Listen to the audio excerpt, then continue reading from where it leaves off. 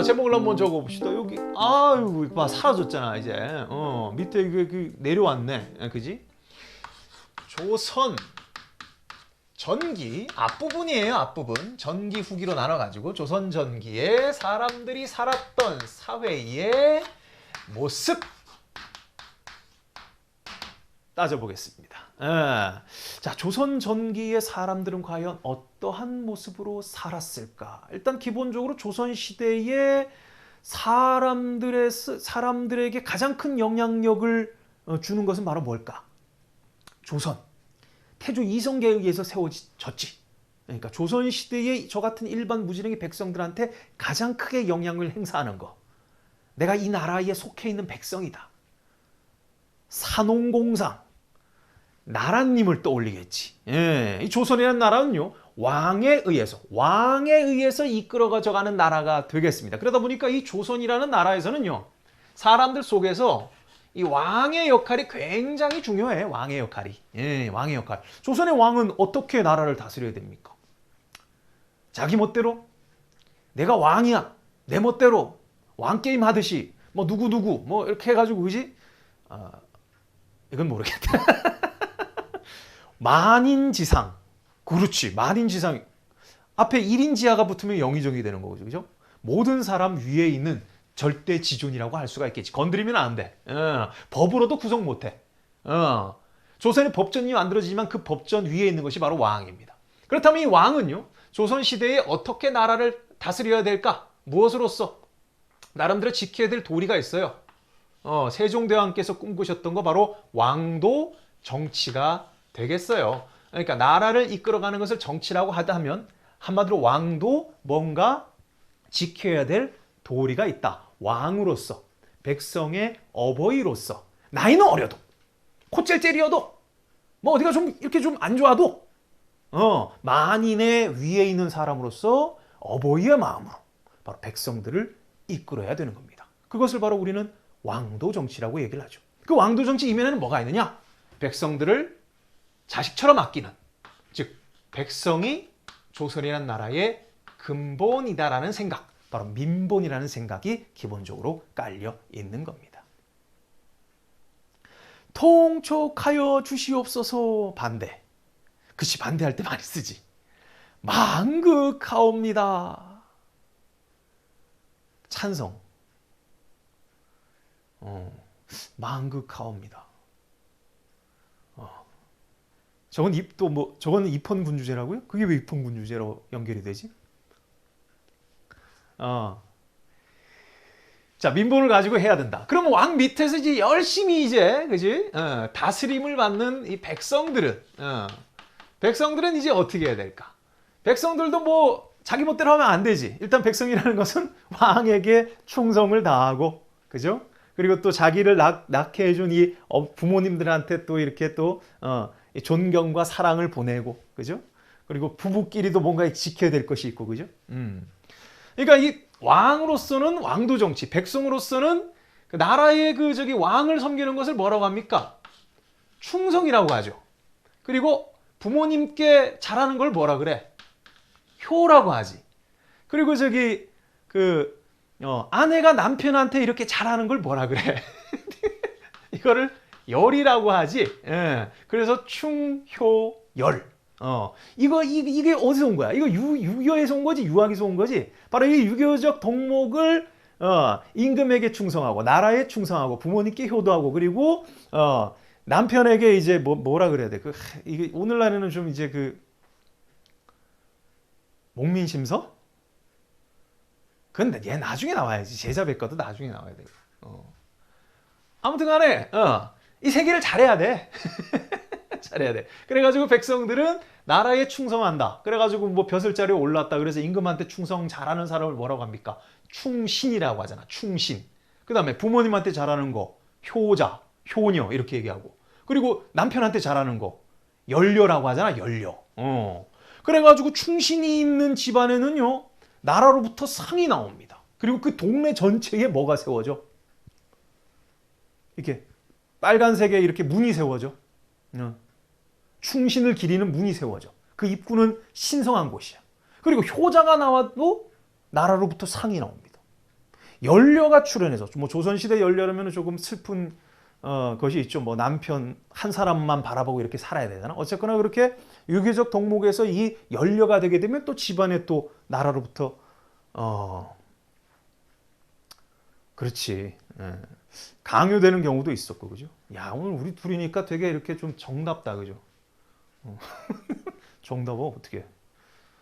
어쨌든 그렇다는 얘기야. 그러면 저기 모용님. 그러면 이 안에서 우리가 느낄 수 있는 게 바로 뭘까? 아, 조선 전개는 왕이 있었지만 왕도 뭔가 따라야 될, 지켜야 될 도리, 백성들을 아끼고 사랑하고 잘 다스려야 되는 도리가 있고, 백성들 역시 마찬가지로 제멋대로 사는 것이 아니라 바로 뭡니까? 나라에 지켜야 될 도리, 부모에게 지켜야 될 도리, 그리고 뭐 아내로서, 뭐 노인에게, 뭐 친구에게 이렇게 지켜야 될 인간으로서의 어떤 도리가 있다는 거지. 그렇다면 도대체 이 조선 전기, 고려와 다르게 조선 전기를 관통하는 질서, 그 핵심 요체는 바로 무엇일까요? 종교가 될 수도 있고 학문이 될 수 있고, 원래는 학문이었으나 이것이 조선으로 들어오게 되면서 하나의 정치 이념, 종교화되지. 공즈, 그렇죠. 바로 성리학은 부분이니까 그걸 좀 확장시키면 어떻게 돼? 유교가 되겠지. 아, 그래요. 잘했어요. 따라서 조선 전개는요, 왕도 지켜야 될 도리, 백성도 해야 될 도리가 있다. 그래가지고 조선은 말 그대로 조선의 질서는 바로 요것으로 지켜진다. 바로 유교적 질서다. 유교 질서로서 사회가 돌아갔다. 사람들의 생활 모습이 이렇게 이 유교 질서에 영향을 받았다. 이런 얘기가 되겠지. 국훈, 그렇지. 아, 유학이라고 불러요? 뭐 그래도 돼. 사실은 학문이지 뭐. 종교가 아니지 뭐, 종교가. 근데 우리 친구들 책에 유교라가 나와 있어서 유학이라고 적으면 또 별개로 생각할까봐 어쩔 수가 없네. 저도 학문이라고 봅니다. 하나의 학문이 교조화되었다. 그지? 따라서 이 조선 전기는 유교 질서에 의해서 이끌어져 갔다. 그렇게 여러분들께서 보시면 되고, 오늘 모형님한테 한번 얘기해 보자. 그러면 유교 질서에서 여기 나와 있는 거 쫙 정리해가지고 과연 조선의 나라는 바로 이 지배를 받는 이 피지배 백성, 즉 백성들에게 어떠한 유교적 교리를 강조했을까? 유교에서 가장 강조하는 게 뭘까? 3가지가 있고 5가지가 있죠.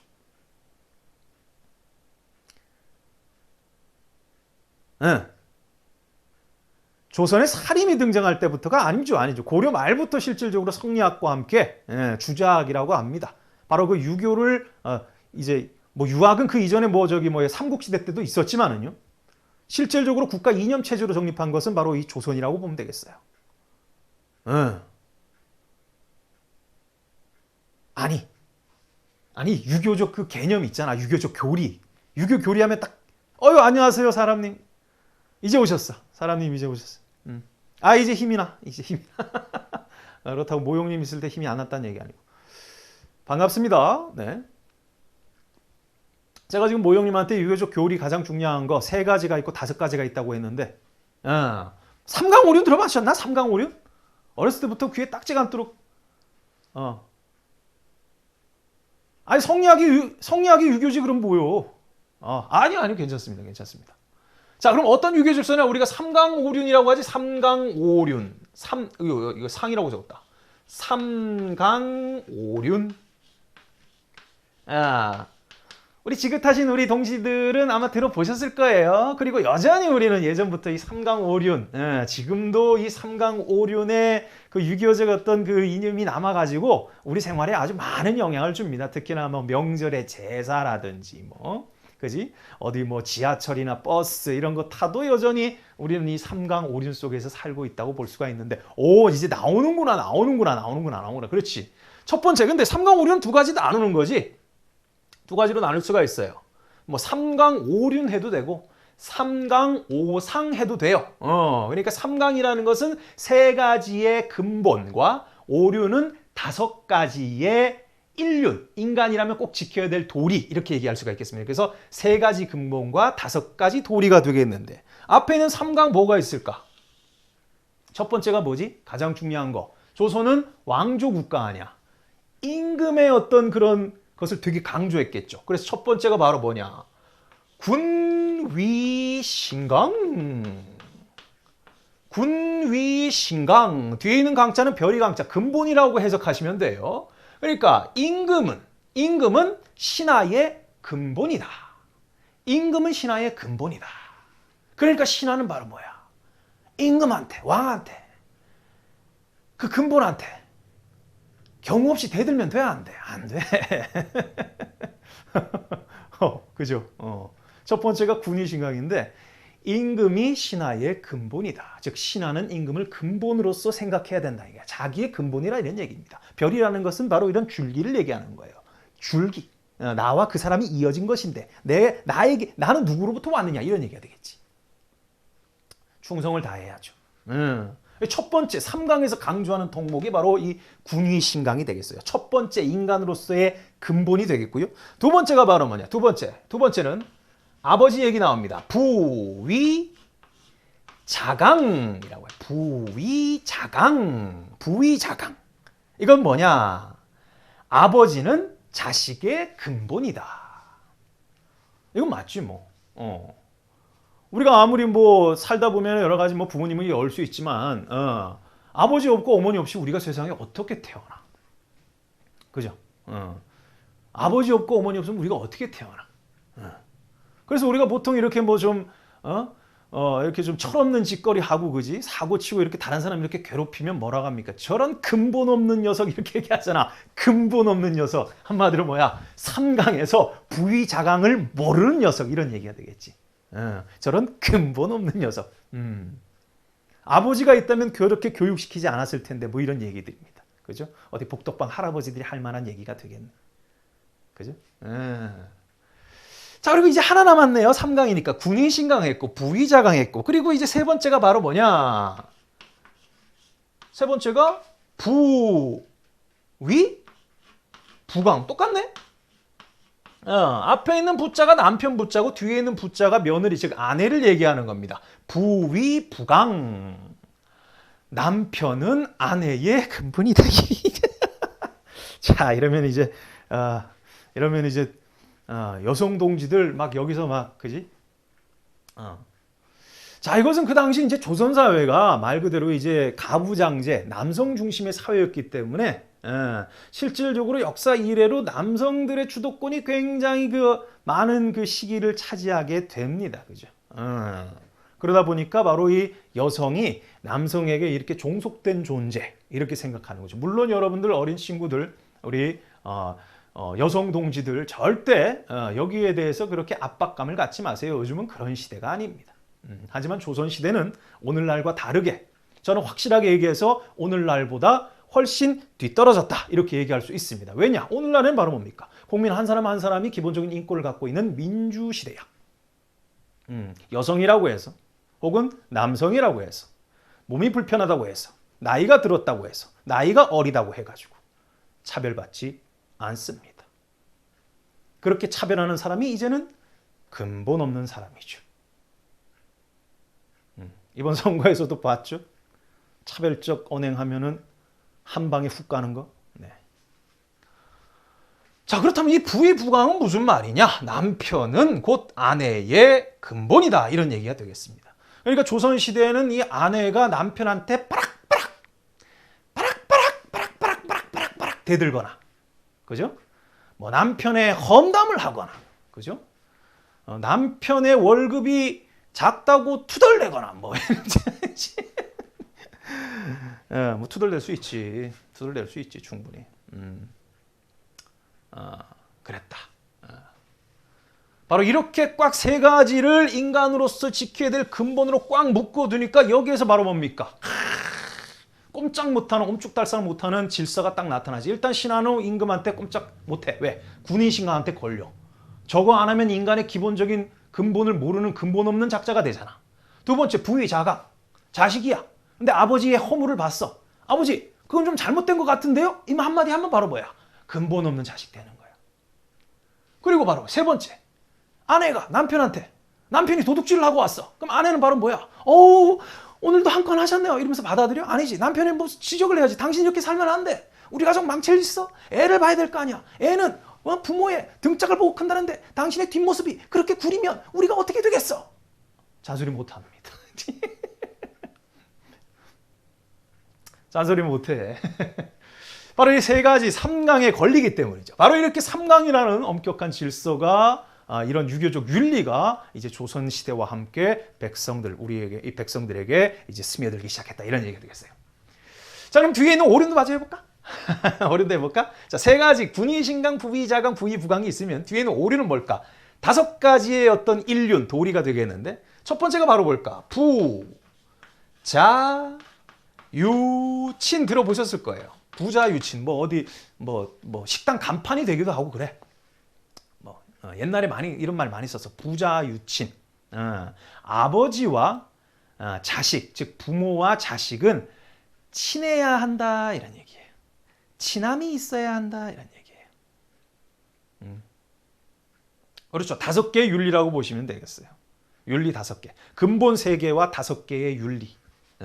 첫 번째가 부자, 유친. 부모와 자식은 친해야 된다. 두 번째가 바로 뭡니까? 군, 신, 유의. 그렇죠. 임금도 어떠한 사람의 자식이 될 수 있으니까 일단 부자, 유친 덕목을 제일 위에 두고 두 번째는 군신, 유의. 이술유자야. 한마디로 임금과 신하는 의로움, 의리. 이게 있어야 된다는 얘기야. 임금과 신하는 의리가 있어야 된다. 보석이 형님 생각난다. 의리가 있어야 된다. 의리가 있어야지. 의리 없는 신하를 왕이 옆에 놔두면 어떻게 돼? 뒤통수 맞죠. 그렇죠? 그리고 의리 없는 왕을 신하가 모시면 어떻게 돼? 역시나 나중에 뒤통수 맞습니다. 그렇죠?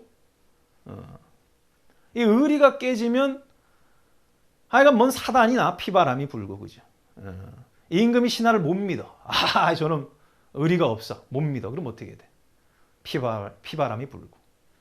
그리고 신하들이 잔뜩 있는데 임금이 의리가 없어. 그럼 어떻게 돼? 반정이 벌어지죠. 쳐내야지. 그렇지. 군신유의가 있어야 돼. 이거 있어야 돼. 2가지 이제 윤리를 얘기했고 세 번째는 바로 뭐냐? 세 번째는 부자, 유친, 군신유의. 그다음에 세 번째가 바로 뭐예요? 유별. 여기서 또 여성들의 탄식이 나온다. 부뷰가 아니고 부부예요. 부부유별. 부부유별. 남편과 아내는 확실하게 구분해야 돼. 확실하게 구분해야 돼.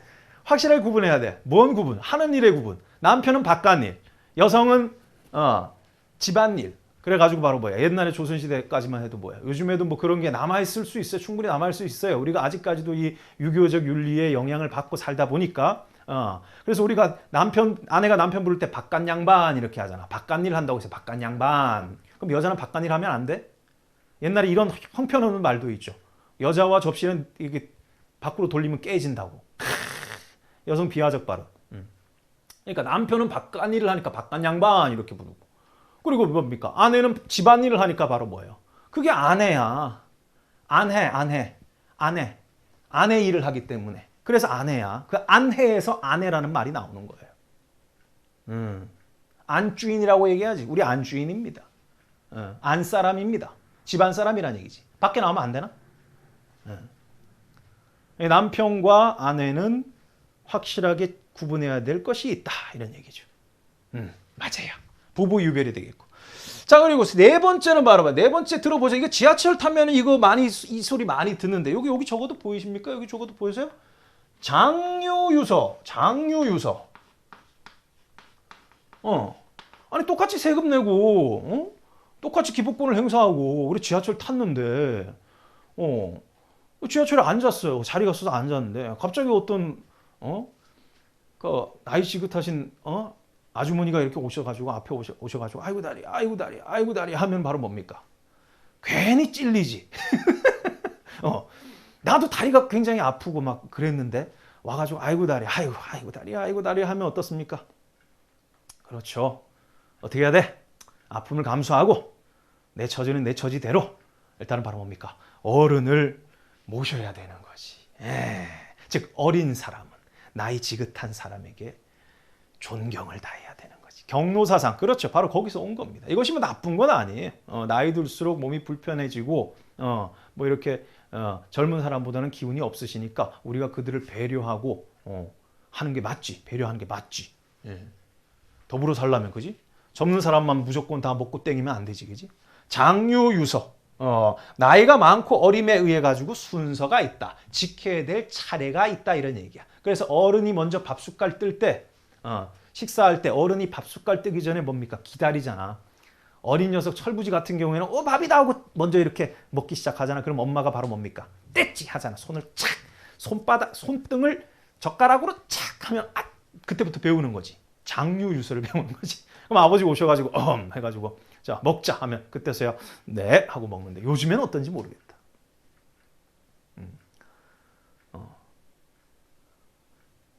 요즘에는 어떤지 모르겠어. 근데 이게 집안에 이제 가족들끼리는 이렇게 적용되는데 바깥에서 이제 손님이 오시잖아. 그러니까 외부 손님이 이렇게 오셨을 때는요. 그 손님을 이렇게 접대하는 과정에서 그 손님이 뭐 나이가 많든 나이가 어리든 주인이 먼저 밥을 이렇게 먹는 것이 예의랍니다. 그건 좀 약간 잘 모르는 부분이 있었어요. 그러니까 주인이 먼저 손님보다 숟가락을 먼저 뜨는 거야. 독이 없다라는 것을 얘기하는 거지. 음식에 아무 이상이 없다라는 거. 이 손님을 대접하기에 그러니까 기미상궁이 스스로 되는 거지. 스스로 기미하는 거지. 기미. 손님한테 이렇게 음식을 대접하는데 이 음식이 제대로 됐나 하고 먼저 맛을 보는 거. 이거는 결례가 아니랍니다. 네. 하여간 뭐 사람으로 태어나면 특히 조선시대에 태어나면 이거 기본적으로 지켜야 되는 거야. 장유유서. 그리고 마지막으로 뭐가 있느냐? 마지막으로 이제 친구 간의 관계, 붕우유신. 벌써 누가 얘기하셨어요.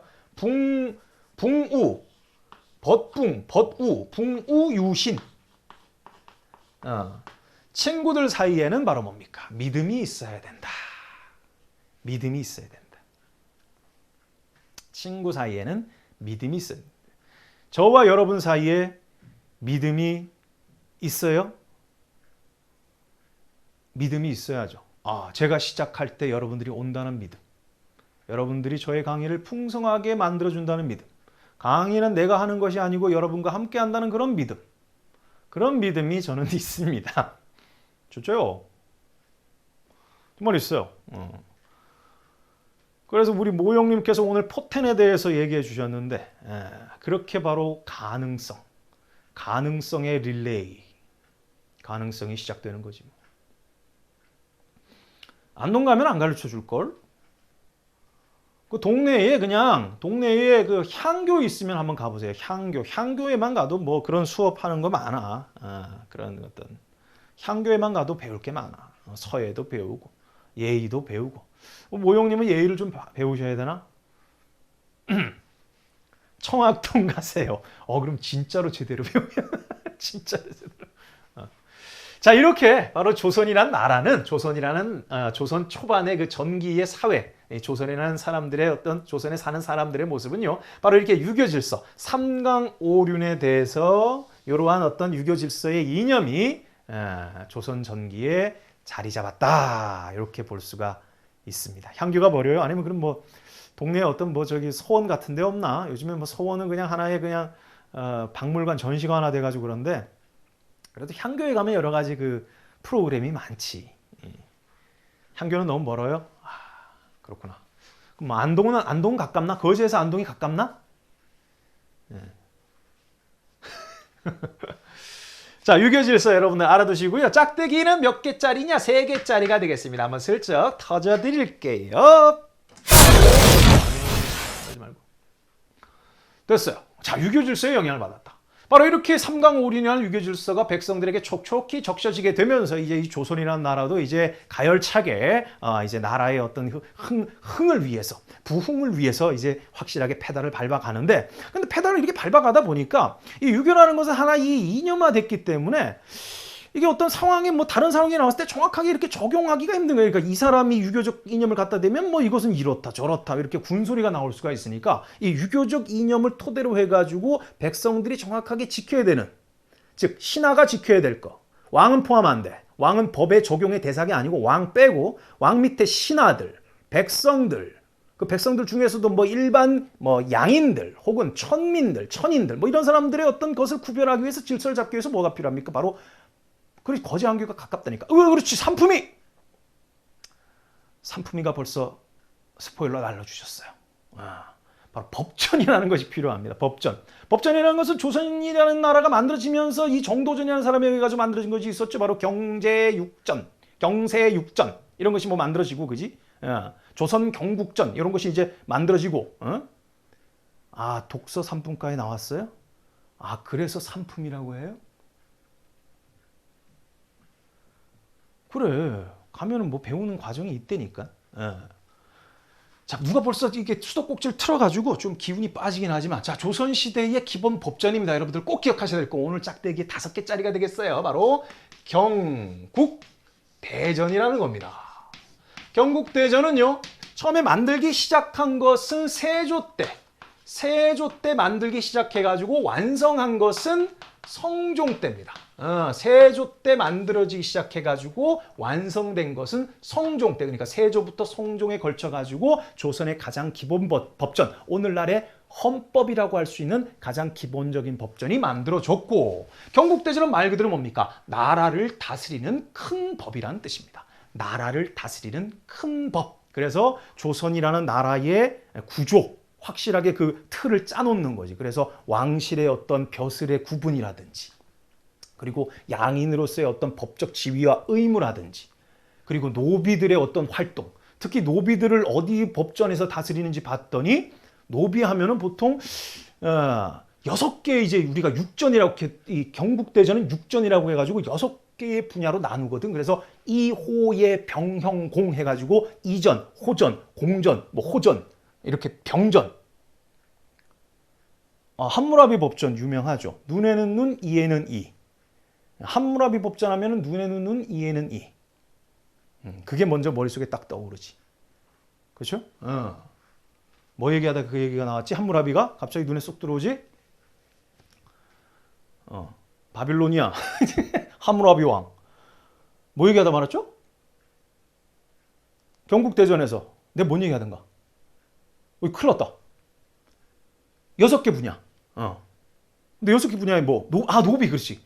이 노비를 다루는 기준이 바로 어디에 나오냐면, 형전에 나옵니다. 형전. 희한하지. 어떤 신분의 상하의 구분은 뭐 이전이라든지 호전쯤에 그 정도 법전에 나와야 되는데, 노비에 관한, 여러 가지 이, 법에 관련된 내용이 형전에 나와. 형전에. 형이라는 것은 죄에 대한 벌을 다룬 것이잖아. 얼마만큼 죄를 때리고 거기에 대한 벌은 이것이다. 근데 이 노빈의 노비, 그 당시에 이제 천민이라고 할 수 있지. 이 노비에 대한 규제가 형전에 나온다는. 그래서 기본적으로 조선이란 나라에서 이 노비들은 기본적으로 죄인으로 본 거지, 죄인. 자, 그런 얘기를 해드립니다. 자, 아무튼 여러분들, 조선 전기 사회 모습에서 아주 굉장히 중요한 거예요. 위교적 질서, 위교적 이념에 따라 가지고 조선 시대는요, 나라를 다스리는 아주 큰 법전, 기본적인 법전이 하나 만들어져요. 그 법전의 이름을 뭐라고 하느냐? 경국대전이라고 합니다. 터져드리고요. 짝대기 몇 개? 5개짜리 큰 소리 놀라지 마! 잘못 눌렀다.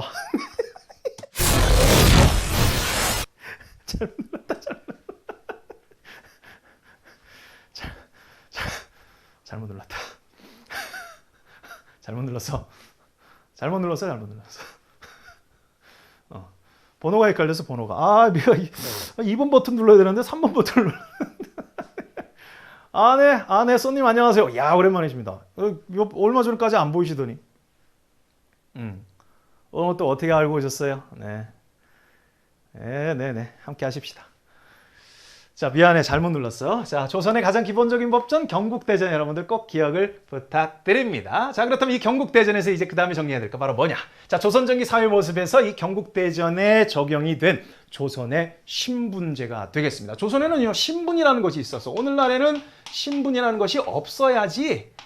오늘날의 대한민국에 신분이라는 건 없죠. 법적으로 없습니다. 하지만 세상을 이렇게 살다 보면은 왠지 좀 신분이라는 것이 이렇게 좀 높은 어떤 많은 재력을 갖고 있는 사람들한테 왠지 그 사람들은 뭔가 신분이 있다고 믿는 것 같은 느낌이 들어. 그죠? 아이, 감사해요. 네. 깜짝 놀랐어요? 네. 그지? 오늘날은 신분이 없죠. 하지만 조선시대는 신분이 있었습니다. 그러니까 오늘날 대한민국은 역시 조선보다는 획기적으로 발전된, 오늘 우리가 이렇게 대한민국에서 살고 있다는 거. 오늘 비록 4월 이제 16일로서 세월호 6주기를 맞이하고 참 6년 전에 그 고통에 빠진 사람들의 마음을 우리가 조금이라도 짐작한다면 참 그렇죠. 하지만 오늘날 이 대한민국에 살고 있다는 거 참 다행인 것 같아요. 그죠? 네. 그치. 요즘에는 신분이 아니고 숟가락이지, 숟가락. 숟가락으로 구분하나 봐요. 그래서 친구들 만나면, 야, 너는 무슨 수저야? 너는 무슨 수저야? 이렇게 묻습니까? 아, 천안함도 기억해 주세요. 예, 예. 억울하게 그 죽은 장병들, 뭔 죄가 있습니까? 예. 센세라는 말은 제가 좀 듣기 좀 그렇네. 센세라는 말은 일본 표현입니다. 네. 아무튼 자, 네, 선상님. 아닙니다. 그냥 뭐 형이라고 불러도 돼. 어차피 랜선으로 보고 있어. 너무 그런데 얽매이지 맙시다. 자, 신분. 끊겼다. 신분제. 조선의 신분제. 조선의 신분제는 일단 기본적으로 법적으로 확실하게 구분되어 있는 거 바로 뭡니까? 그렇지. 조선에는 두 종류의 사람이 있다. 법적으로 양인. 조선이라는 나라가 만들어지게 되면서 양인이라는 사람이 있고, 그리고 천인, 이렇게 구분합니다. 천인. 조선시대 신분제는 양인과 천인으로 구분한다. 그래서 조선 전기에 이 만들어진 이 신분제, 양인, 천인 두 글자를 따가지고 뭐라고 해요? 양천제라고 하지. 양천제. 이 양천제는 조선이라는 나라가 만들어지면서 확실하게 이 법적으로 정립된 신분제이기 때문에 이 조선이라는 나라가 이제 쭉 이어지게 되면서 갑오개혁까지 1894년 갑오개혁까지 거의 뭐 조선이라는 나라가 이제 망해가는 그 시기까지도 이 법적으로는 양천제가 유지가 됩니다. 그렇지. 중인이 없죠. 중인이 없어요. 자, 예전부터 못 들었던 1강은요. 저기 유튜브 교육게릴라 검색하시면 1강부터 왕초보 한국사 잘 준비가 되어 있으니까 구독해 주시고. 그렇죠. 그러니까 조선이라는 나라는 양인하고 천인밖에 없었어. 신분제는 이거 두 가지밖에 없어. 원래 두 가지밖에 없어. 이거밖에 없어야 돼. 더 다른 게 생기면 안 되는데. 그럼 이 양인이라는 사람은 어떤 사람들이냐? 이 양인이라는 사람은 조선이라는 나라에서 자유를 누리는 사람들입니다. 자유가 있어요. 자유가 있어. 한마디로 자유를 줬단 말이야. 그럼 천인은 바로 뭐야? 천인은 천한 일을 하는 사람이기 때문에 이 사람들은 자유가 없어요. 좀 어려운 말로 바로 누구한테 속해 있어야 돼. 한마디로 사람이 아니고 가축이야. 누구한테 속해 있어. 그래서 주인 말을 들어야 돼. 대표적인 사람들이 어떤 사람들일까요?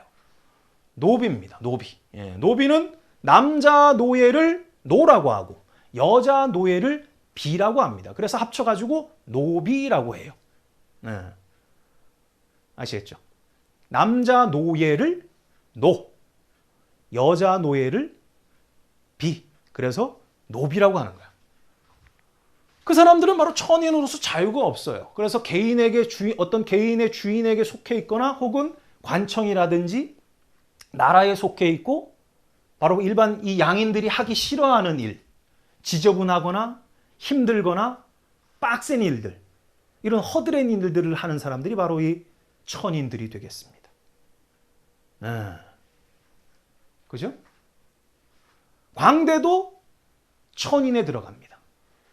그리고 사람들 즐겁게 해주려고 하는 사람들, 기생, 그 당시에 기생도 천인에 들어가. 그리고 유교적 덕목을 강조하는 조선시대의 무당, 천인에 들어갑니다. 고려시대까지만 더 끝발을 날렸던 스님들, 천인에 속하게 됩니다. 바로 그 조선이라는 나라는요, 바로 이 나라를 이끌어가는데 기본적으로 생선활동에 종사하고 나라에 뭔가 도움이 되는, 그러니까 이 양인이라는 것은 앞에 어질양자가 되겠거든. 어질양자, 어진 사람들, 나라에 도움이 되는, 그래서 그들에게 일정한 자유를 허용하면서 또한 국가에 대한 의무가 부과가 되는 거지. 그 의무를 잘 수행하면 그 사람들은 자유롭게 살 수 있는 거예요. GG 같아요. 스님도 천인입니다. 조선과 함께. 그래서 고려 때까지만 하더라도 도성 그러니까 이 개경 근처에 꽉꽉 채워졌던 이 절들. 본래 절은요. 고려 시대에는요. 권력과 가까웠습니다. 으리으리한 절들이. 근데 조선과 함께 바로 뭡니까? 이제 절들이 산으로 쫓겨가는 거지. 그래서 오늘날의 절들이 대부분 산에 있잖아.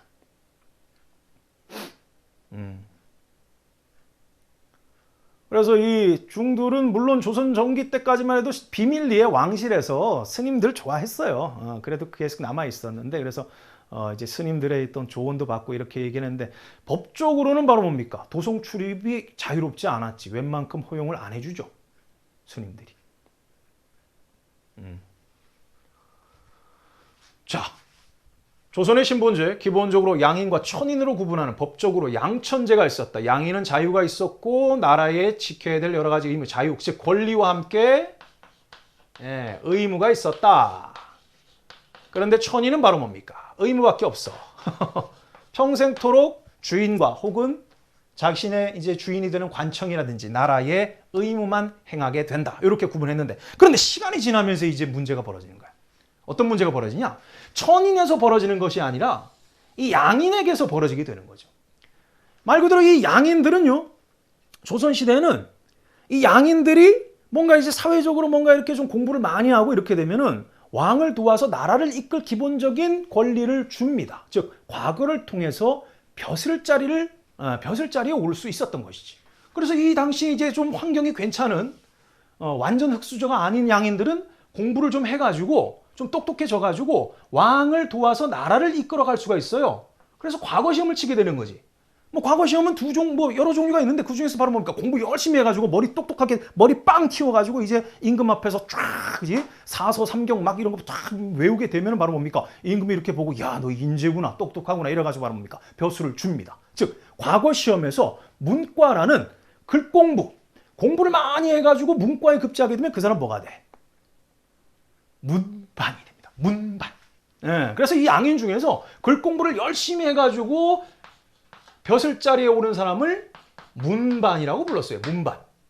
근데 과거 시험에 꼭 이것만 있는 건 아니야. 나라를 지키기 위해서 뭡니까? 뭐 싸움을 잘한다든지 말을 잘 타고 창을 잘 던진다든지 활을 잘 쏜다든지 한마디로 뭡니까? 이렇게 용력이 뛰어난 사람들은 바로 무과에 응시하게 됩니다. 무과에 응시하면 또 벼슬자리를 받아요. 물론 문반 정도는 아니지만 그렇지 바로 무관이 되지. 무관. 벌써 모형립 스포 날렸네. 이러면 재미없지. 자 이렇게 무과에 급제한 사람들을 바로 무반이라고 해. 무반. 그래가지고 한마디로 임금이 탁 있으면 바로 뭡니까? 이 동쪽에는 글공부로 이제 급제한 벼슬 아치들이 쫙 서 있어. 이들이 바로 동반이야. 그리고 서쪽에는 바로 뭐야? 무과에 급제한 이 무반들이 쫙 서 있어. 이들은 바로 서반이야.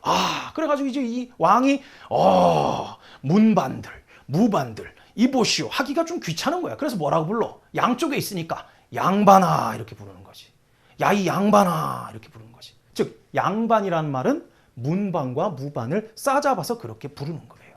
오늘날 우리가 일상적으로 운전하다가 시비가 붙으면 창문 내리고 뭐라고 외칩니까?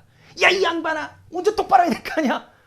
하지만 이것은 바로 뭡니까? 이 양반이라는 의미는 야 이 문과든 무과든 급제한 높은 벼슬 아치야 운전 똑바로 이 얘기를 해. 쌍놈아 그래요?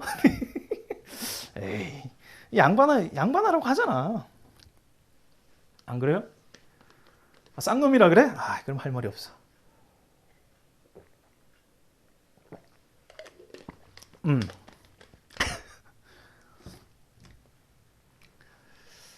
근데 이 쌍놈이라는 말도 뭐 우리가 뭐 좀 제가 거기에 더 붙여서 얘기하자면 우리가 상놈의 자식 이렇게 얘기를 하잖아요. 이것이 이제 굉장히 욕화되었지.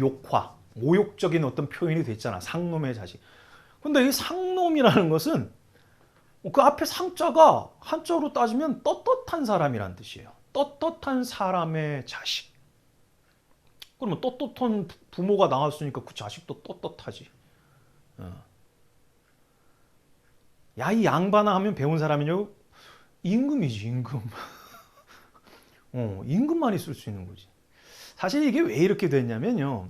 조선시대에 이 조선이란 나라가 시작되고 바로 이 문반과 무반, 즉 벼슬 아치들, 임금과 함께 왕과 함께 나라를 이끌어가는 바로 이 벼슬 아치들을 바로 양반이라고 불렸는데 이 양반의 전체 퍼센트가 아주 극소수입니다. 극소수. 한 3%? 그런데 이게 조선 후기가 되게 되면서 방금 모형님이 올려주셨죠.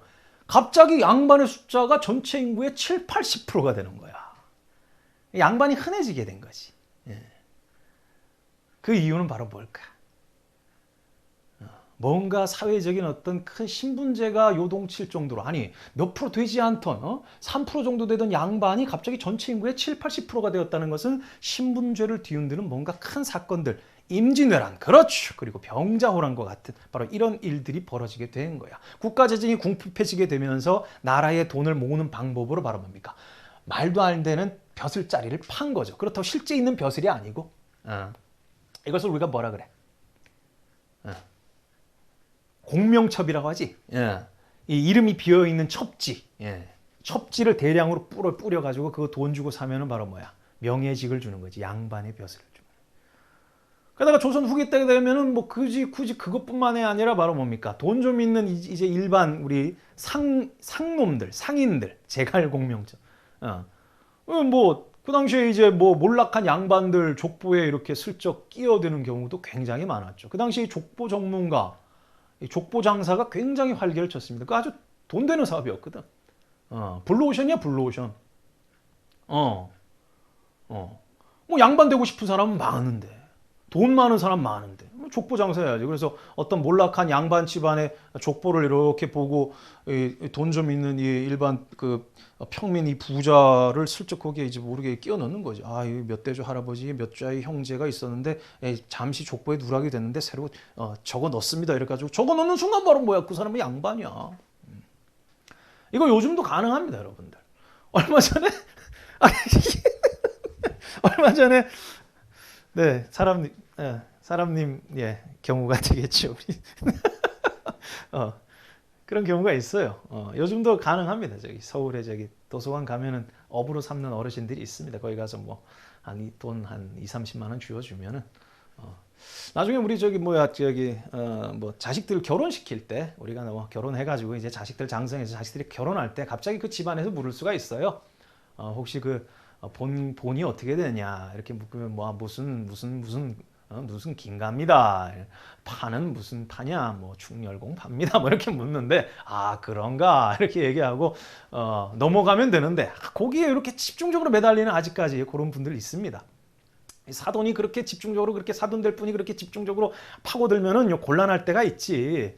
왜냐 족보가 없는데 그걸 근거가 있어야 될 근거가. 예, 그렇죠. 명절 지나면 뭐 확실하게 알게 되겠죠, 우리 사람이. 저는 얘기합니다. 그 있을 수 있다. 아마 저는 긍정적으로 봅니다. 네. 모용님은 뭐 완벽하게 한번 털어볼 모르는 게 약이에요. 자, 말이 너무 많이 엇나갔어. 자, 이렇게 해가지고 조선시대에 과거 시험을 통해 가지고 벼슬자리를 얻은 사람들 두 종류가 있는데 바로 문반과 무반이 있습니다. 이들을 싸잡아 가지고 바로 뭐가 되는 거야? 이들이 바로 양반이 되는 거야. 양반. 양반. 보통 조선시대는 양인과 천인으로 구분하는데 이 양인들 중에서 양반이라는 사람이 갑자기 갑자기 툭 튀어나오게 됩니다. 자, 이렇게 양반들이 이제 탁 이제 나타나게 되니까 이 양반들은 어때요? 다른 무지랭이 백성들 일반 이 자유민 양인에서 자신들이 나왔는데 자신들은 벼슬이 있단 말이야. 나는 벼슬이 있고 저 사람 벼슬이 없는데 아니 어떻게 같은 한 상에서 밥을 같이 먹을 수 있으며 같은 지하철을 탈 수 있으며 같은 식당에서 같이 뭐 겸상을 내가 어떻게 해? 나는 벼슬이 있고 쟤는 없는데. 그러다 보니까 바로 이 양반들은요 벼슬을 얻지 못한 다른 양인들과 자신들이 구분되고 싶어하는 거지. 그리고 또 같은 벼슬살이를 해도 벼슬 등급이 높은 사람과 벼슬 등급이 낮은 사람들이 또 바로 뭡니까? 거기에서 또 이렇게 격차가 또 나오게 되는 거야. 요즘 살기 좋은 거예요. 자, 그래서 양인으로 시작된 이 양반들이 자신과 다르게 벼슬자리가 낮거나 벼슬이 없는 사람들과 같은 밥상에서 밥을 먹기 싫어하는 거죠. 그래서 어떤 사람들이 생겨납니까? 같이 과거심을 쳤지만 문과도 아니고 무과도 아니고 나라의 행정에는 필요한데 그렇다고 이 사람들이 실질적으로 거기 뭐 주도적으로 이렇게 활동하는 건 아니고, 그러니까 거드는 입장, 거드니까 나란 일을 거드는 사람들, 옆에서 보좌하는 일을 하는 이런 벼슬아치들을 양반들이 함께 하기가 힘든 거야. 그래서 이 사람들을 뭐라고 합니까? 이 사람들을, 야, 너희들은 지금 나오면 안 되겠다. 이따가 나오자. 자, 사람은 사람인데 이따가 나오자. 왜냐? 구분할 수 있는 어떤 그 기준이 있어야 되니까. 자, 어쨌거나 이 양반들이 자기는 벼슬이 있잖아. 그럼 벼슬 없는 사람 뭐라 불러야 돼? 벼슬 없는 사람들, 이 양반들이 뭐라 부릅니까? 그때 이 양반들이 부르는 것이 바로 뭡니까? 쌍놈이란 얘기입니다. 쌍놈. 바로 상민이 되겠어요. 설마 교과서에 쌍놈이라고 적겠어? 옛날에는 그렇게 불렀겠지. 놈 자자를 붙여서. 상민이라고 하는 사람들로 구분되는 거야. 바로 양인에서 벼슬을 가진 사람, 양반, 문반, 무반 싸잡아서 양반, 그리고 벼슬이 없는 사람, 상민. 평범한 사람. 하지만 실제 한자는 떳떳한 사람. 떳떳한 사람. 바로 벼슬이 있는 양반과 벼슬이 없는 평범한 상민으로 구분되게 되는 거지. 그런데 여기에서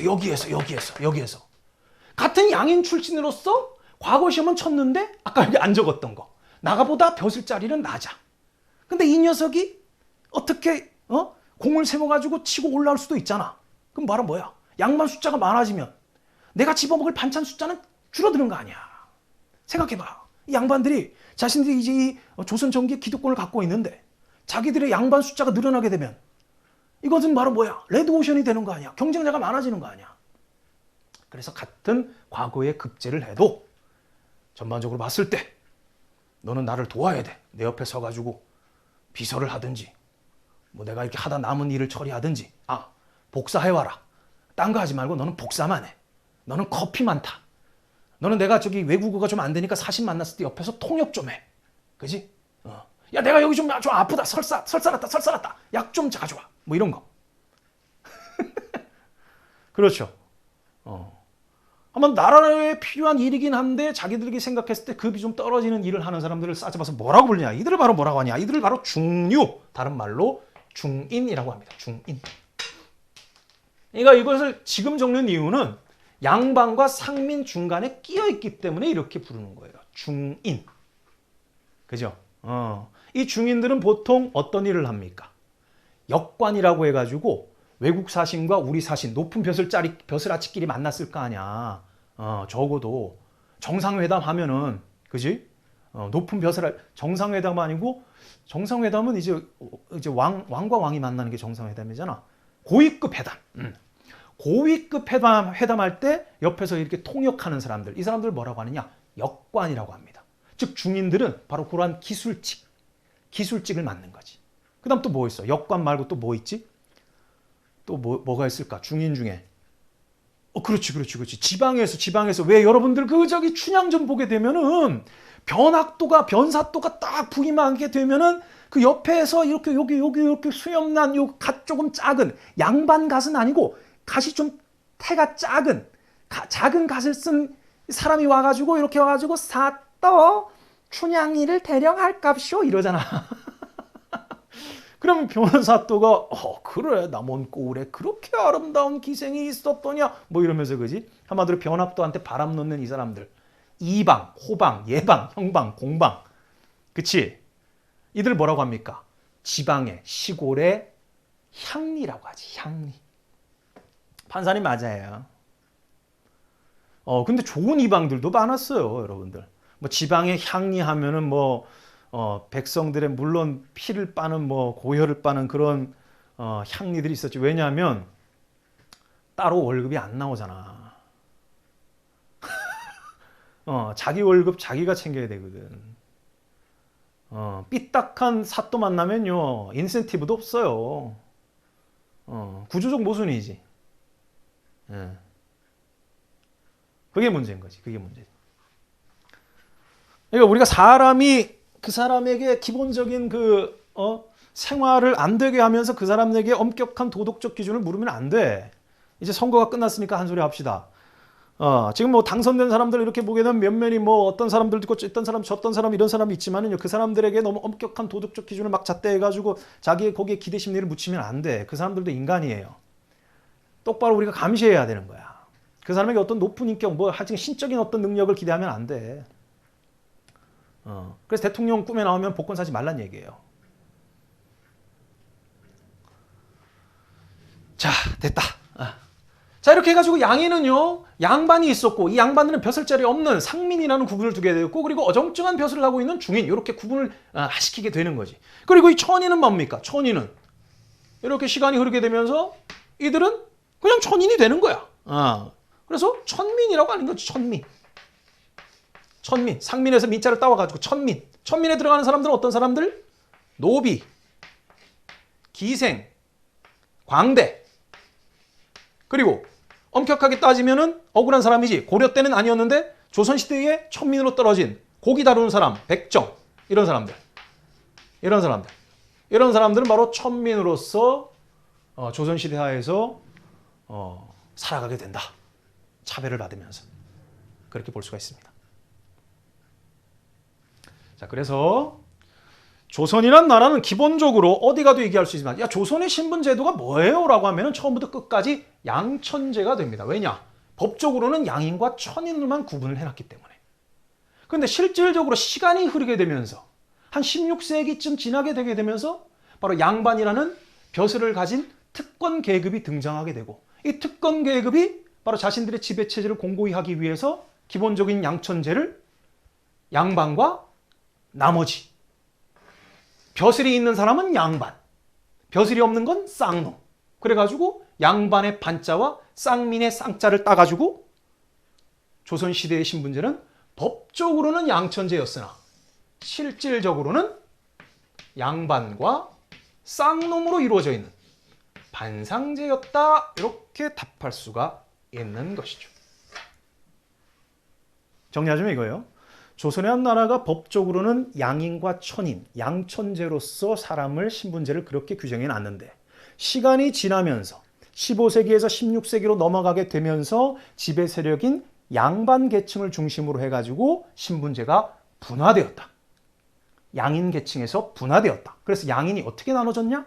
벼슬자리 있는 양반, 그리고 상민, 그리고 중간에 있는 중인. 아시겠죠? 반상회가 여기서 나왔냐고요? 저는 반상회가 여기서 나왔다기보다는 그냥 오가작통법에서 그 유래를 찾는 것이 빠르지 않나? 아니면 뭐 유향소 뭐 이런 데 좀 뿌리를 두는 게 낫지 않을까? 갑자기 반상회 역사가 궁금한데? 반상회 언제부터 하기 시작했어요? 옛날엔 진짜 했었거든요. 이거 빠지면 미움 많이 받았어요.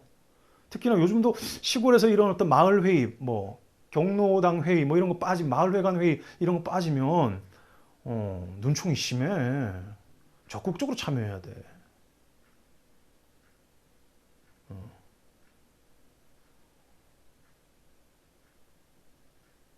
그렇죠?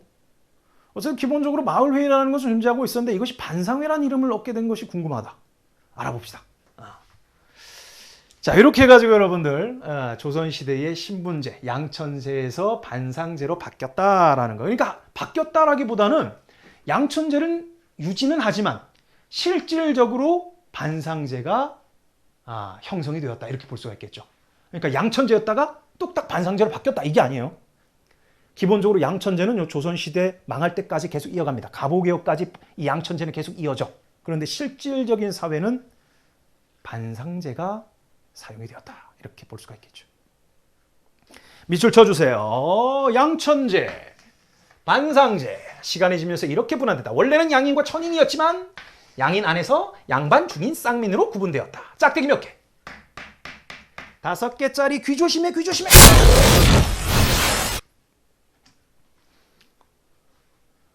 기억을 부탁드립니다. 오케이. 그 시대의 한계였다는 이거지, 한계. 시대의 한계.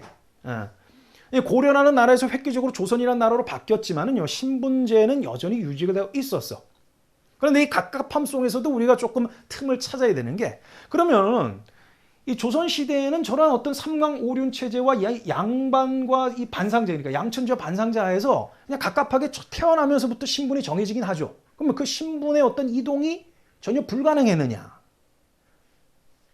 내가 노비로 태어나면 계속 죽을 때까지 노비냐? 그럴 확률이 높긴 하지. 그럼 내가 양반으로 태어났으면 내가 계속 양반이냐? 그럴 확률이 있긴 하지만 양반이었다가 노비가 될 수도 있어요. 그러니까 조선시대의 신분제는요, 완전히 고착화된 신분이 아니라 저 신분 안에서 이동이 가능했다는 얘기가 되겠습니다. 어떻게 이동했을까? 여기서 그냥 견 얘기로 수다 떨듯이 한번 얘기해 봅시다. 조선시대의 신분이 바뀐다? 엄영이요. 여자들은 남자 잘 만나면 팔자 피지 않았나요? 뭐 요즘도 그렇게 생각하는 여성들이 있을래나? 나의 인생을 다른 사람한테 기댄다는 것은 참 노예 근성이라고 저는 생각하는데. 그러니까 나는 언제까지 내가 내 몸을 굴리면서 이렇게 먹고 살아야 돼. 난 다른 사람 돈 좀 써보고 싶다. 이거 노예 근성 아니야? 세상에 공짜가 어디 있어? 아무리 좋은 가까운 가족 관계라고 하더라도 내가 다른 사람에게 나의 것을 의탁하게 되면요. 저기 유명한 대사 있잖아. 거기 장혁 씨였나? 뭔가에 매면 다 노비야 이러잖아. 이거 저는 아무리 드라마 대사지만은 삶에 아주 중요한 명쾌한 답이라고 생각합니다. 뭐든지 매이면 노비다. 남자가 여자 잘 만났다고 해가지고 팔자가 이렇게 핀다. 이것도 노비 근성이다. 저는 그렇게 봅니다. 여자도 마찬가지고. 내 인생을 내가 주도적으로 살아야지. 내가 먹고 사는 문제를 다른 사람에게 의해서 의탁하게 되면은 노비예요. 노비지 뭐. 이게 먹물로 문신만 없다 뿐이지. 잘 생각해야죠. 그렇죠. 어차피 신분제 사회이기 때문에 오늘날의 우리의 기준으로 봤을 때는 그렇죠. 안타깝죠. 첩이라도 양반한테 시집 가려고 하지 않았나요? 그렇죠. 왜냐? 양반이라는 것은 일단은 바로 뭡니까?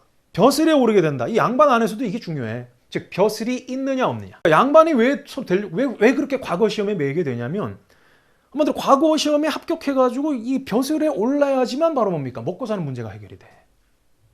나라로부터 바로 뭡니까? 과전이 나오잖아. 내가 수조권을 관리가 됨으로써 내가 곡식을 땡겨 먹을 수 있는 그 밭을 부가된 땔감하고 이 밭을 곡식을 뺄 수 있는 그 수조권을 받게 되는 거지. 그러니까 먹고 살기 위해서 생계를 꾸리기 위해서 가장 중요한 것은 바로 뭡니까? 양인들 속에서는 바로 뭡니까? 벼슬을 획득, 닭벼슬, 관을 쓰는 거지. 관을 쓰는 거. 그래서 이 양반들은요, 그 자신의 그 지위, 자신들의 그 먹고 살 수 있는 그 지위가 계속적으로 대대손손 이렇게 이어지게 하기 위해 가지고 가진 방법으로 바로 저 신분제를 분화시키고 저것을 어떻게든 고착화시키려고 그런 노력을 하겠지. 왜? 양반의 숫자가 늘어나면 안 되니까. 자기 먹을 게 줄어들잖아.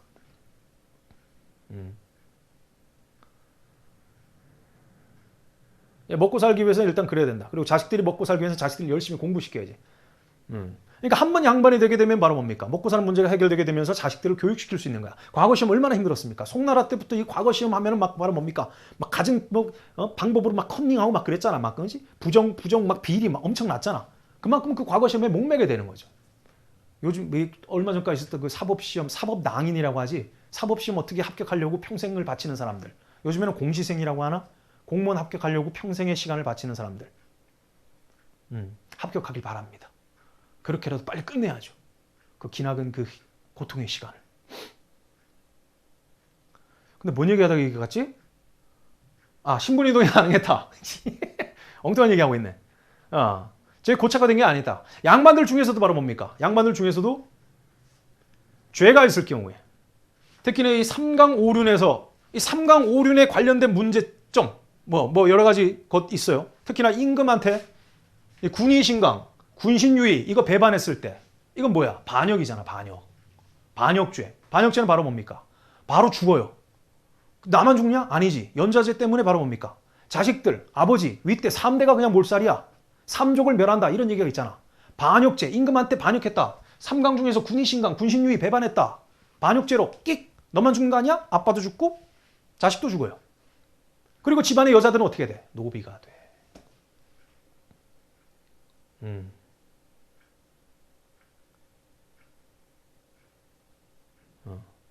신량역천이라는 것은 몸은 양인이나 하는 일은 천하다. 대표적으로 바로 뭐가 있을까? 어정쩡한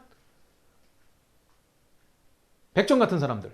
원래 누구한테 소속된 노비는 아니잖아. 근데 몸은 양인급인데 하는 일이 천해가지고 점차적으로 바로 뭡니까? 천민으로 들어가게 되는 거지. 바로 신량역천에 적용된다. 이렇게 볼 수가 있습니다. 그 다음에 뭔 얘기? 뭐 얘기하다가 또 눈에 저렇게 들어왔지? 반역이잖아. 그럼 3대가 3족이 멸하잖아. 그지? 한마디로 양반이었다가 졸지에 노비가 되는 수도 있었다. 이런 얘기죠. 그죠? 그 다음에 그럼 중인과 상민 저런 사람들은 안 되나? 기본적으로 이 양반들 기득권들은 자기들이 먹을 것이 생겼기 때문에 자식들을 교육시킬 수 있어. 그런데 이 상민들은 어때요? 기본적으로 나라에 해야 될 의무가 있어. 일반적으로 평소에 농사 열심히 짓고 대부분 양반의 소장농으로서 양반에게 땅을 빌려가지고 자기 땅 없이 자영농이 비율이 그렇게 많지 않죠. 소장농으로서 이제 열심히 농사 짓고 나라에 큰 일 있다. 뭐 성을 쌓거나 궁궐을 지면 거기 가서 일해줘야 되지. 게다가 또 뭡니까? 전쟁 벌어지면 바로 뭡니까? 또 병사로도 나가야 되지. 그러다 보니까 공부할 시간이 어디 있어? 자식들 교육시킬 시간이 어디 있어요? 벌어먹고 살기 바쁜데. 예. 그러다 보니까 이 과거 시험에 이게 법적으로는 할 수 있게 허용이 되었지만 실제 과거에 응시한다는 거 굉장히 어렵다는 얘기죠. 하지만 개 중에 특별한 사람도 있긴 있었다. 특히나 전쟁에서 공을 세웠다. 이거, 그지? 전쟁에서 공을 세웠을 때는 양반으로 신분 상승을 이룰 수 있었다는 얘기죠. 그러니까 상민이 양반이 되는 경우도 있었다. 노비가 그럼 양반이 되는 경우 있냐? 있습니다. 대표적인 인물이 바로 누굽니까? 지난 시간에 있었던 장영실이라는 인물이죠. 장영실은 뭐야? 아버지가 저기 원나라 시대 중국 사람이야. 기술자였나 봐. 손재주가 좋았나 봐. 그래가지고 이 원나라 그 중국 사람이 우리나라 조선에 들어왔는데 솜씨가 너무 뛰어나. 그래서 바로 뭡니까? 야, 너 돌아가지 말고 여기 살지? 근데 내가 여기 왜 살아? 이럴 거 아니야. 예쁜 아가씨. 예쁜 아내를 내가 이렇게. 그래가지고 그 당시에 이제 예쁜 아내 기생을 붙여준 겁니다. 기생을 붙여줘가지고 거기서 태어난 게 장영실이야. 그러니까 아버지는 원나라의 이제 중국 사람으로서 이제 나라로부터 이렇게 우대를 받는데 어머니 신분이 기생, 바로 천민에 속하기 때문에 바로 이 장영실도 관청의 노비가 될 수밖에 없었지. 근데 실력이 뛰어나서 소문이 나가지고 그 세종대왕 아버지가 바로 누굽니까? 태종 이방원이 끌어올려가지고 궁궐에서 물건을 만들게 한 거예요. 그걸 일찍부터 세종대왕이 눈여겨보고 저 친구 잘하네? 내가 왕이 되면 크게 한번 써볼까? 이래가지고 바로 뭡니까? 왕이 되자마자 특채 이래가지고 바로 뭡니까? 면천을 시켜줘 버리지. 노비가 아니라 너는 이제 양인이 되는 거지. 그 양인 중에서도 벼슬을 받았으니까 양반의 대열로 올라갈 수 있는데 근데 그 과정이 순탄치만은 않았습니다. 세종대왕도 고민을 많이 했어요. 왜냐하면 반대하는 사람들이 있거든. 기존의 양반들이 저런 그 어떤 그런 그 관례 이 어떤 예외적인 상황이 고착화돼가지고 이게 관례화되게 되면은 양반 숫자 또 늘어나잖아. 왕이 보고 재주 있는 노비는 다 뽑아가지고 이 양반 만들어주면 안 되잖아. 양반들 사이에서는 뭐 또 예법을 따져가지고 강상의 윤리의 삼강오륜의 뭐 이런 거 따지면서 그지? 경국대전 이런 거 따지면서 그지? 어떻게 그럴 수 있냐? 근데 문제는 뭡니까? 왕은 법의 적용 대상이 아니란 얘기죠. 경국대전은요, 신하들이 해야 될 것, 신하들의 직급, 내명부, 외명부 나눠가지고 그 직급들 막 빈, 소용, 수건, 이러면서 다 나눠주고, 그리고 벼슬자리 정 1품부터 해가지고 종 9품까지 다 이렇게 나눠져 있지만은요, 왕은 적용되지 않습니다. 왕비 또한 적용되지 않죠. 아무튼 그래서 임금이 하자면 뚝딱인 거지 뭐. 근데 이 세종대왕은 또 나름 배려가 있으셔서 이게 너무 반대를 받으면 이 장영실이 움직이는 그 영역이 좁아지잖아. 그래서 이렇게 좀 묵혀둡니다. 그래서 누구한테 이렇게 물어봤을 때 두 명의 이제 이 중신한테 물어보죠. 영실이 어떻게 하면 좋겠어? 그러니까 면천시켜도 됩니다. 그러니까 어떤 사람은 안 됩니다. 이렇게 얘기하니까 그래? 반대하는 사람이 있으니까 좀 기다려볼까? 이러다가 이제 나중에 이제 한참 지나가지고 예전에 그 두 중신한테 물어봤는데 한 명은 찬성하고 한 명은 반대했는데 내가 요즘 드는 생각이 말이야. 해도 될 것 같은데 또 어떻소? 그때 질문했던 게 황희정승한테 질문합니다. 세종대왕이. 그러니까 황희정승이 이렇게 생각해 보다가 뭐 가능합니다. 예, 충분히 가능합니다. 왜냐? 면초는 뭐 임금의 명인데 왕은 경국대전 위에 있는데 법의 적용을 받지 않는 임금의 명령이니까. 그렇죠? 그래서 장영실이 면천하게 되고 그리고 나중에는 대장군의 벼슬, 그러니까 무반직을 받았지 대호군이라고 해가지고 대장군급의 3스타예요. 3스타. 3스타급의 관직을 얻게 되죠. 어쨌든 그렇게 조선시대 신분제는요. 양천제에서 반상제화로 이래가지고 양반 중심의 어떤 지배체제를 이렇게 유지하는 것 같지만 그 안에서 신분이동은 충분히 가능하고 그리고 양반이라고 해가지고 계속적으로 잘 먹고 잘 사는 것도 아니다. 왜냐? 나중에 뭘 만납니까? 붕당이라는 거 만나게 되고 그러다 뭘 만납니까? 환국이라는 것을 만나게 되면서 특히 이 환국이라는 것은 바로 양반들끼리 서로 패싸움을 벌이게 되는 거죠. 너는 어느 파? 너는 어느 파? 너는 어디 지역 출신? 너는 어느 서원 출신?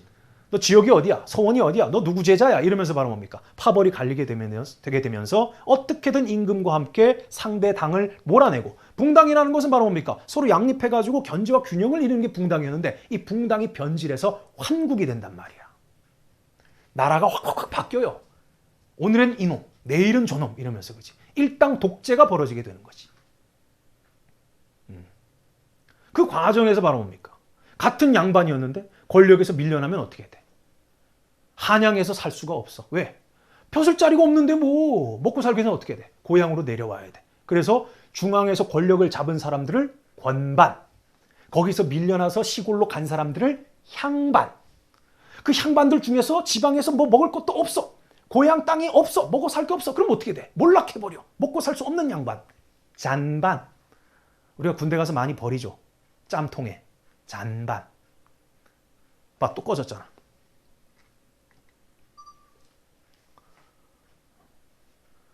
일당 독재라고 나오긴 나오던데 그럼 뭐 다른 당이 없나? 아니잖아. 야당이 버티고 있잖아요. 그죠? 독재가 될 수 없지. 그래서 권반과 향반과 잔반 이렇게 나눈다는 얘기가 되겠죠. 특히 이 잔반들은 뭡니까? 먹고 살기 힘들어. 그럼 어떻게 해? 자신의 양반 지위를 파는 겁니다. 누구 만나야 돼? 족보 브로커 만나야 돼. 그럼 족보 브로커가 다 중간에서 해줍니다. 설계 다 해줘요. 설계 해주고 양반 뼈대 깊은 양반이시군. 아이고 경신 황국 때 어떻게 좀 잘못되셨네요. 안타깝습니다. 그럼 뭐 먹고 사시기 위해서 제가 설계를 좀 해드릴 텐데 일단 뭐 월 이 정도 납부하시게 되면은 자체차체 해가지고 살이 붙어가지고 한 10년 뒤에는 이 정도 될 것 같은데 아이고 중간에 사람 하나 쓰셔야겠어요. 어떤 사람이요? 아주 동네에 저기 최서방이라고 있는데 요번에 돈을 좀 벌었답니다. 돈 좀 만졌는데 최서방을 좀 이쪽 조카로 좀 어떻게 받아들이시죠. 그렇게 해가지고 이제 족보장사 해가지고 이제 먹고 살아야 되는 거죠. 자, 말이 너무 길었다. 자, 준비한 사진 자료 한번 봅시다. 첫 번째 사진이 무엇일까? 이것이 바로 뭐냐면 조선의 가장 기본적인 법전 여러분들 뭐라고 얘기할 수 있습니까? 흐릿하게 한자가 나와 있죠. 다스릴 경 나와 있네. 경국대전. 그렇죠. 조선의 가장 기본적인 법전으로 여러분들 기억해 두시고요. 유교적 윤리를 담뿍 받아가지고 조선이라는 나라를 어떻게 사용해야 되는지 설명한 거. 조선 기본 사용 설명서 바로 경국대전이 되겠습니다. 여러분들 짝대기 5개짜리로 여러분들 꼭 기억을 해 두셔야 됩니다. 6개 분야예요. 이전, 호전, 예전, 병전, 공전, 형전 6개 분야에 걸쳐가지고 세세하게 나눠졌는데 뭐 이것이 완벽한 이 법전은 아니어가지고 나중에 뭐 이렇게 추가되는 법정들이 있습니다. 뭐 속대전, 대전, 통편, 조선 후기로 가게 되면 또 흥선대원 때 대전, 회통 이렇게 법전이 바뀌는데 일단 기본적으로 조선이라는 나라의 기본 사용 설명서 경국대전 여러분들 기억해 두시기 바랍니다. 자, 그 다음 사진 봅시다. 이건 그림이네요.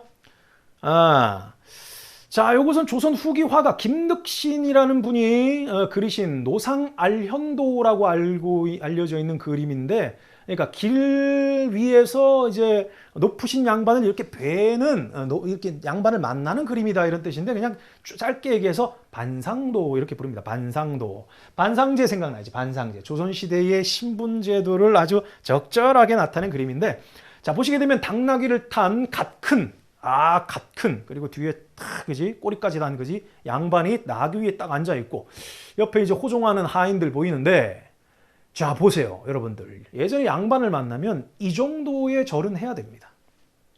90도 절이 아니죠. 90도 절이 아니야. 보시죠. 지금 저기 머리 조아리고 있는 쌍놈 보이시죠? 쌍놈. 양반 탁 위에 나귀 위에 앉아 있으면 가다가 길에서 만나면 저 정도 절을 해야 되죠. 국민체조에서 바로 뭡니까? 이 등배 운동 수준이다. 등배 운동. 저 정도 숙여줘야 돼. 여기서 만약에 고개 약간 들었다. 각도가 조금 더 올라왔다. 그럼 말은 뭐야? 멍석말이 가야지 뭐 멍석말이. 그렇죠. 이 정도 폴도 완전히 착 좁혔지 그지? 이야 거의 좁힌 상태에서 구부려야 되는 거야. 그죠?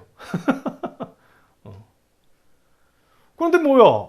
옆에 있는 하인들은 자기가 모시는 주인 덕에 자유민의 절을 받네? 옆에 있는 그 하인들은 비자유민, 노비들인데도 불구하고 자기 주인의 뒷배로 저렇게 나귀의 이 고삐를 들고 있다라는 그 벼슬인가? 어쨌든 저렇게 절을 받습니다. 조선시대의 신분제도를 나타내는 물론 조선 후기에 그린 그림입니다만 조선시대의 신분제의 일면을 볼 수가 있죠. 저 정도 절은 해줘야 된다. 천인이 아니에요. 천인은 아니지. 이렇게 저 외거노비인가? 아니 외거노비면은 또 얘기가 달라지는데 정확하게 저 사람의 신분을 저는 상민 왜냐하면 반상도라고 해가지고 상민일 것이다 라고 했는데 실상은 저기 주인이 저기 밖에 사는 노비한테 신공받으러 왔을 수도 있겠지. 신공이라는 것은 바로 뭐냐면 그 노비의 종류가 한 두 종류가 있어요. 솔거노비, 외거노비가 있는데 솔거노비는 주인집에 같이 살면서 주인의 허드렛 일을 하는 것을 솔거노비라고 합니다. 솔거노비. 주인집에 살면서 노동력을 제공해요. 근데 외거노비는 바로 뭐냐면 따로 결혼을 해가지고 주인과 다르게 다른 지역에 사는 거야. 다른 지역에 살아. 자기 땅도 있고 자기 재산도 있어. 외거노비야. 근데 문제는 바로 뭐냐? 일정량의 그 곡식이 생산되면 그걸 주인한테 갖다 바쳐야 되는 거죠.